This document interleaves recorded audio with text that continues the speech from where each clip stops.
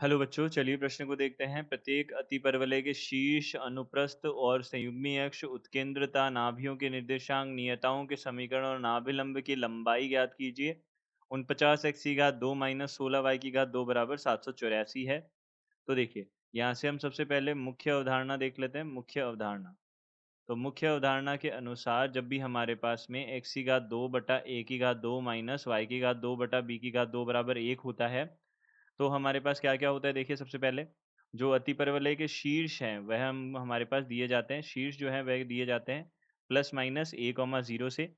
फिर हम अनुप्रस्थ अक्ष देखते हैं। अनुप्रस्थ अक्ष जो है वह हमारे पास किससे दी जाती है? 2a से। संयुग्मी अक्ष जो है वह किससे दी जाती है? देखिए, अक्ष संयुग्मी अक्ष दी जाती है 2b से।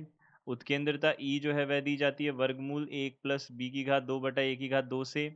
अब देखिए, निर्देशांक जो है, नाभियों के निर्देशांक जो है, नाभियां जो है वह किससे दी जाती है? देखिए, नाभियां दी जाती है a plus minus A E comma 0 से।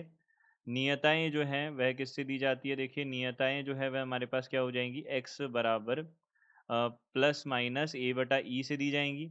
और नाभिलंब की लंबाई जो है, नाभिलंब की लंबाई जो है वह किससे दी जाएगी? यह हमारे पास दी जाएगी 2b की घात 2 बटा a से दी जाएगी। यह हमारे पास बनेंगे सूत्र। तो हम सबसे पहले यहाँ पे 49 x की घात 2 माइनस 16 y की घात 2 बराबर 784 है। तो दोनों दाएँ और बाएँ भाग दोनों तरफ हम क्या कर लेते हैं? 784 का भाग दे लेते हैं।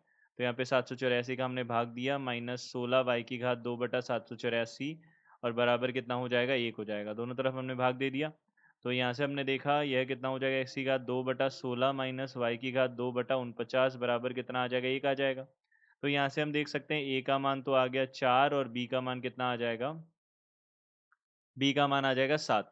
यह हमारे पास मान बन जाएंगे। अब देखिए, इसके बाद में हमको क्या देखना है? सबसे पहले शीर्ष देखना है। तो शीर्ष हमारे पास में सीधा-सीधा प्लस माइनस a, 0 होता है, तो a का मान हमारे पास में कितना आ जाएगा? 4 आ जाएगा। तो यहाँ पे कितना हो जाएगा? प्लस माइनस 4, 0 आ जाएगा शीर्ष। अब शीर्ष के बाद में हम क्या ज्ञात कर सकते हैं? देखिए, अनुप्रस्थ और संयुग्मी अक्ष। तो अनुप्रस्थ अक्ष जो है वह हमारे पास 2a होती है। अनुप्रस्थ अक्ष यह हमारे पास 2 गुणा a यानी कि 8 हो जाएगी। और यहाँ से संयुग्मी अक्ष देख लेते हैं। तो संयुग्मी अक्ष जो है वह हमारे पास कितनी होती है? देखिए, 7 हमारे पास में b का मान है, तो यहाँ पे 2b हो जाएगा यानी कि 14 हो जाएगा।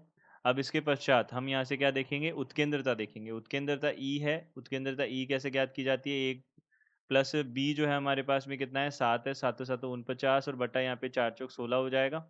यह बनेगा, तो इसका मान हमने ज्ञात किया, तो वर्गमूल 1 16 और यहाँ पे कितना हो जाएगा? 49। 16 और 49 कितना हो जाएगा? देखिए, 9 और 6 9 6 15 का 5 हासिला का 1, तो यहाँ से कितना हो जाएगा? 5 और 1 6 हो जाएगा। 65 बटा कितना हो जाएगा? 16 हो जाएगा। यह बन जाएगा। तो यहाँ से बोल सकते हैं वर्गमूल 65 बटा यहाँ से कितना हो जाएगा? 4 हो जाएगा। यह हमारे पास बन जाएगा। तो यह हमारे पास में कितना हो जाएगा? ई का मान हो जाएगा। अब देखिए, ई का मान आ गया हमारे पास में। अब हम यहाँ से क्या कर सकते हैं? नाभियों के निर्देशांक दे सकते हैं। तो नाभियाँ जो हैं वह क्या होंगी? नाभियाँ हमारे पास बनेगी ए। ए कितना है हमारे पास में? 4 है। ई कितना है हमारे पास में? वर्गमूल 64 बटा 4 है। 4 से 4 कटेगा, तो यहाँ से प्लस माइनस 64 वर्गमूल 65 हो जाएगा। माफ़ कीजिए, वर्गमूल 65 कॉमा 0 हो जाएगा। ये नाभियाँ हो जाएँगी। अब नाभियों के बाद में हमको क्या चाहिए? नियताएँ चाहिए। तो यहाँ से नियताएँ देख लेते हैं। तो नियताएँ जो है वह हमारे पास क्या होगी? नियताएँ होंगी x बराबर प्लस माइनस ए बटा ई। तो ए हमारे पास में कितना है? 4 है। और 4 चौक यहाँ पे 4 है और यहाँ पे रूट 65 बटा कितना हो जाएगा? 4 हो जाएगा। तो यहाँ से हम बोल सकते हैं प्लस माइनस 16 बटा वर्गमूल 65 आ जाएगा यहाँ पे।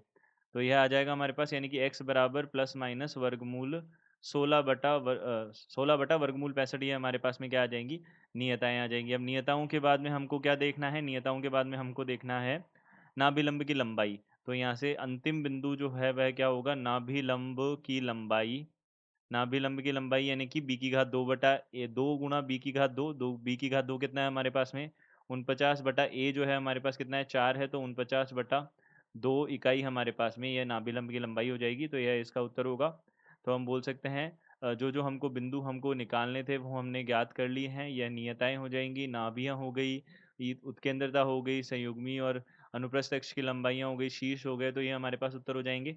तो दिए गए प्रश्न का उत्तर यह है। आशा करते हैं आपको समझ आया होगा। धन्यवाद।